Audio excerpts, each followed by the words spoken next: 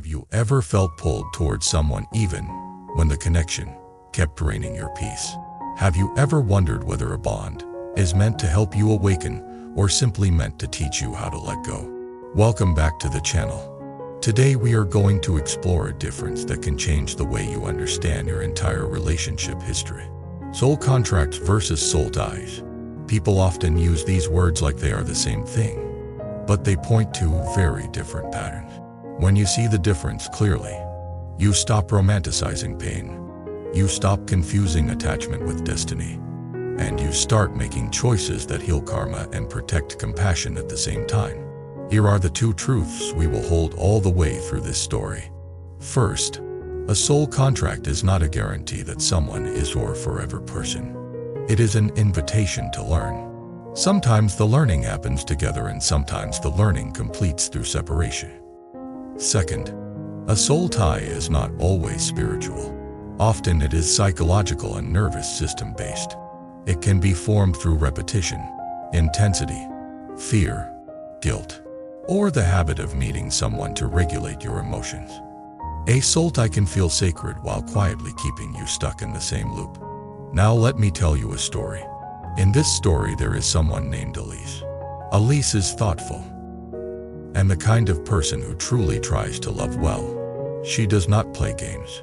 She does not chase chaos on purpose. But her love life has a strange repeating shape. Every time she meets someone who feels powerful to her, the connection starts with a rush, then turns into uncertainty, and ends with her feeling like she lost herself. Elise meets someone named Adrian at a small gathering. Nothing dramatic happens at first. They just talk, but something in the conversation feels like recognition. Not a logical recognition, a body recognition. Elise feels as if she can breathe in a way she has not breathed in a long time.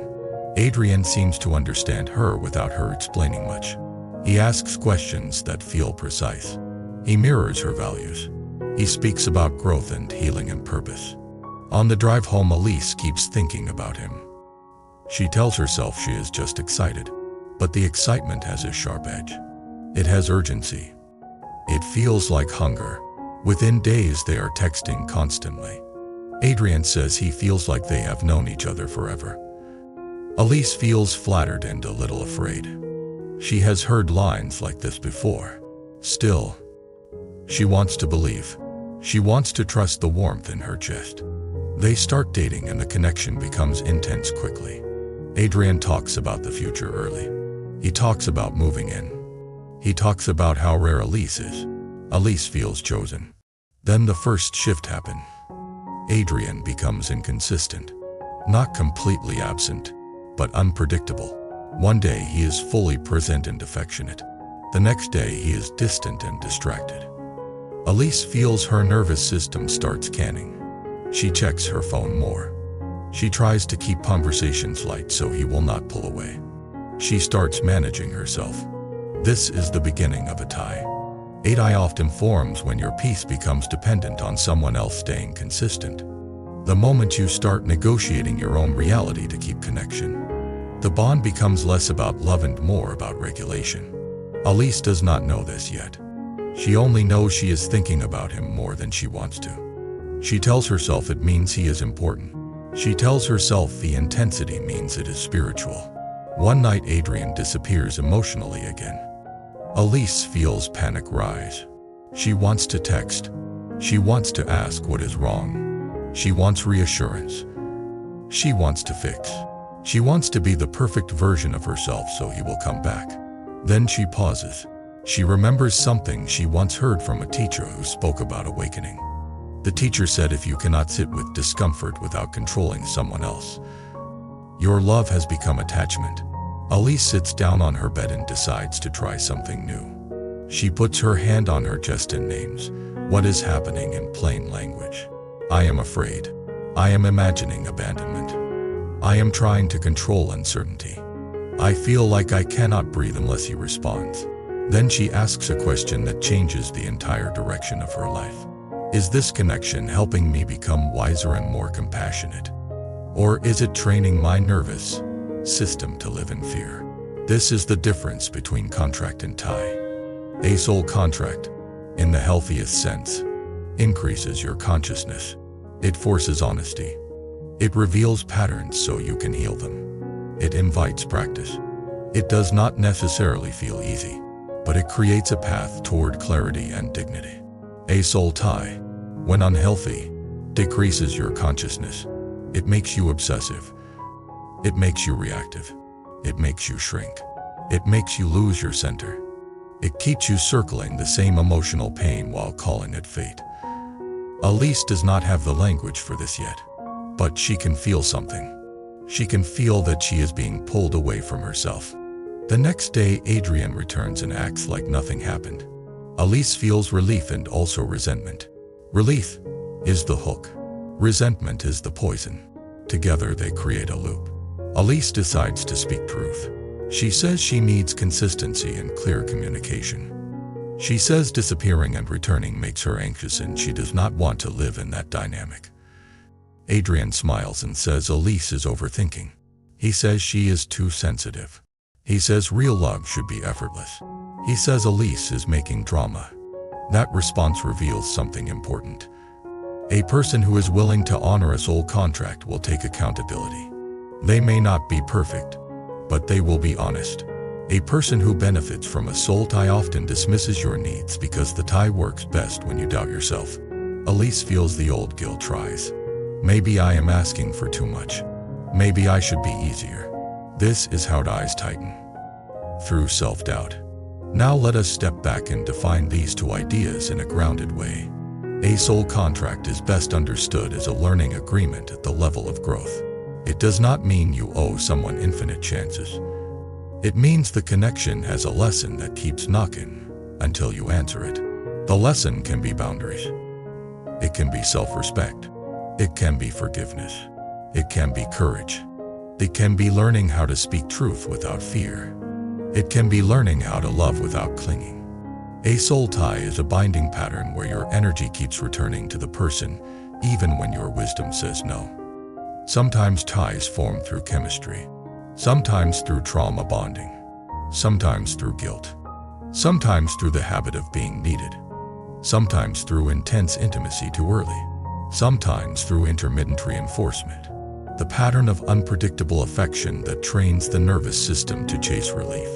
Now here is the most important part. A soul contract can exist without a soul tie. A soul tie can exist without a soul contract. And sometimes both exist at once. In Elise's case, there may be a contract because she is being forced to face her pattern. But the tie is the part that makes her chase, doubt, and abandon herself. So the path is not to deny the lesson. The path is to learn the lesson without feeding the tie. That is awakening. Elise decides to do an experiment for 1 week. She will stop chasing. She will stop trying to manage Adrian. She will stop negotiating her dignity. She will watch what happens when she holds her center. When Adrian is warm, she receives it without clinging. When Adrian is distant, she breathes and returns to her life. When Adrian dismisses her needs, she does not argue. She simply states her boundary again. At first it feels like withdrawal. She feels restless. She feels tempted. She feels like she is losing something. But after a few days she notices something surprising. Her mind becomes clearer. Her sleep improves. Her appetite returns. Her body feels less braced. This is a sign she was living inside a tie. The tie was not love itself. The tie was the nervous system addiction to relief. Now, at the end of the week, Elise has another conversation with Adrian. She says she cares about him, but she will not continue if the relationship remains inconsistent and dismissive. She says she wants accountability and mutual effort. Adrian responds with charmant, vague promises. He says he will try. He says he is busy. He says he cannot be pressured. He says she should trust him. Elise asks a simple question. What does trying look like in action? Adrian gets irritated. He says she is interrogating him. That is the moment Elise sees the truth. There is no shared practice here. There is no mutual willingness.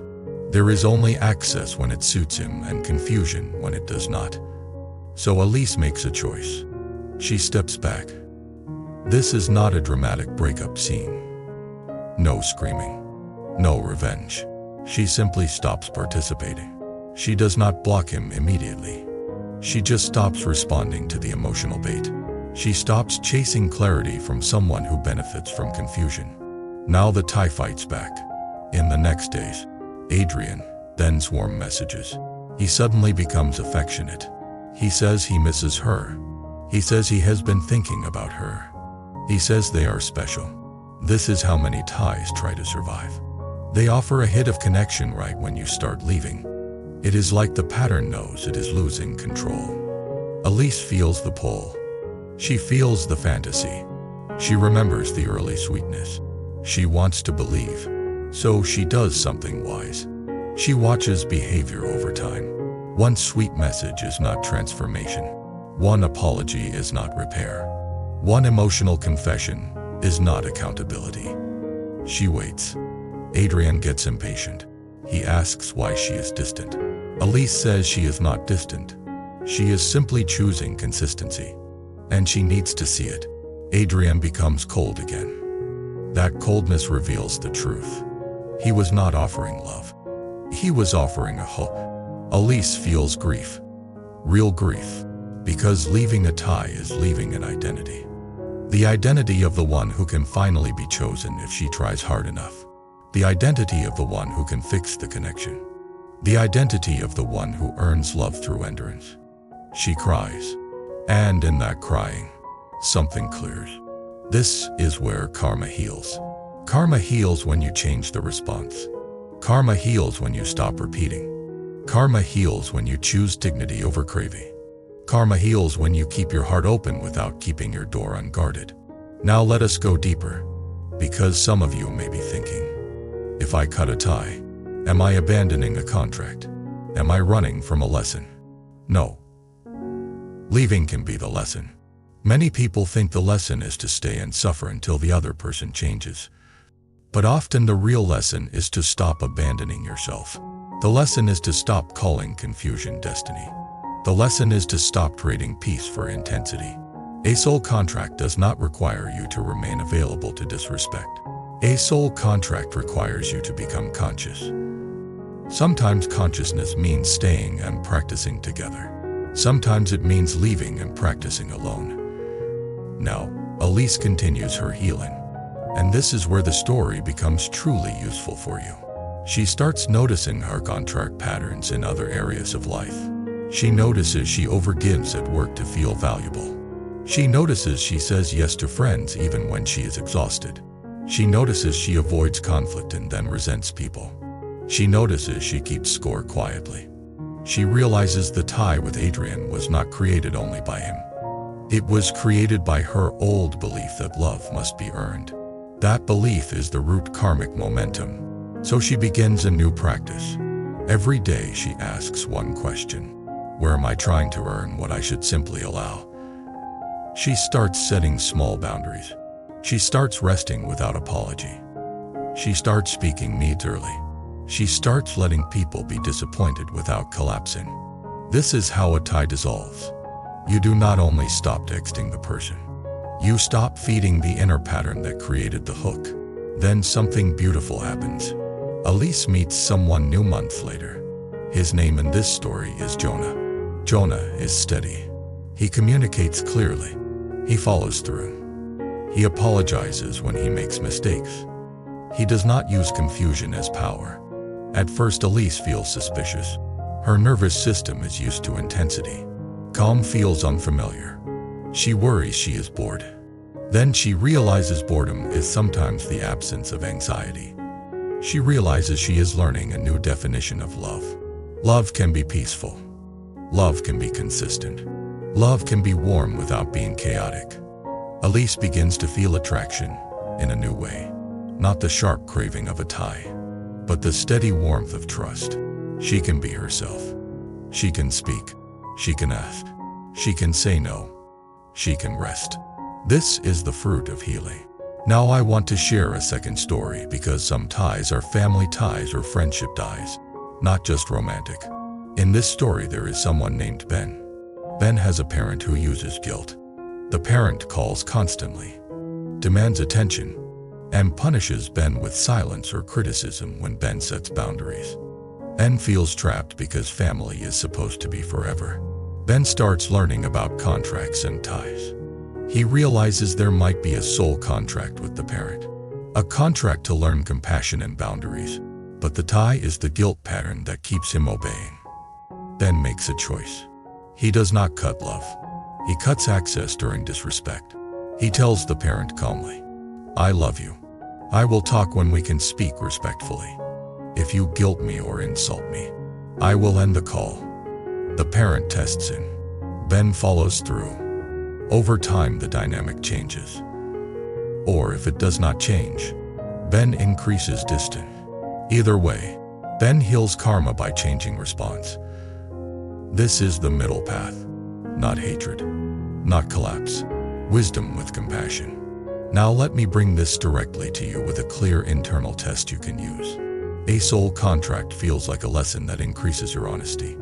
Even if it is painful, it pushes you toward clarity and self-respect. It invites you to become more awake. A soul tie feels like a loop that decreases your clarity. It pulls you into obsession, fear, and self-abandonment. It makes you negotiate your worth. Ask yourself, do I feel more myself in this connection or less myself? Do I feel safe to speak truth? Do actions match words over time? Do I feel braced most of the time? Do I keep returning, even when my wisdom says no? If your answers point toward bracing, shrinking, and repeating, you may be in a tie. If your answers point toward growth, accountability, and repair, you may be in a healthier contract or a healthy partnership. Now, I want to address the fear many people have. They fear that if they break a tie, they will lose the person forever. And they fear that means they failed spiritually. But spirituality is not measured by how much pain you can tolerate. Spirituality is measured by how much truth you can live. Truth includes compassion. Truth includes boundaries. Truth includes courage. Truth includes stopping the pattern. A tie can feel like forever because it is wired into your nervous system. But once you stop feeding it, it fades. And as it fades, your life opens. That opening is destiny shifting. Because when you stop repeating the old loop, you create space for a new path. Now let me close Elise's story with one final scene. One evening, Elise is walking alone. She remembers how she used to stare at her phone waiting for a message. She remembers how she used to feel like her worth depended on being chosen. She remembers the sleepless nights and the constant analysis. She stops and takes a deep breath. She realizes she is free. Not free because she won someone. Free because she returned to herself. And she whispers something simple. I can love without losing myself. That is the real graduation. That is the healing of karma. That is the rise of wisdom. That is compassion with strength. That is practice becoming destiny. Thank you for spending this time with me today. I want to hear your story. Have you ever felt a bond that seemed spiritual but kept pulling you into anxiety? Have you ever mistaken a tie for destiny? Have you ever learned that leaving was the lesson? Share what you feel comfortable sharing in the comments. And if you want more conversations about awakening, wisdom, compassion, practice, and conscious love, subscribe to the channel, like the video, and stay connected by commenting so this community can grow together. I will see you in the next one.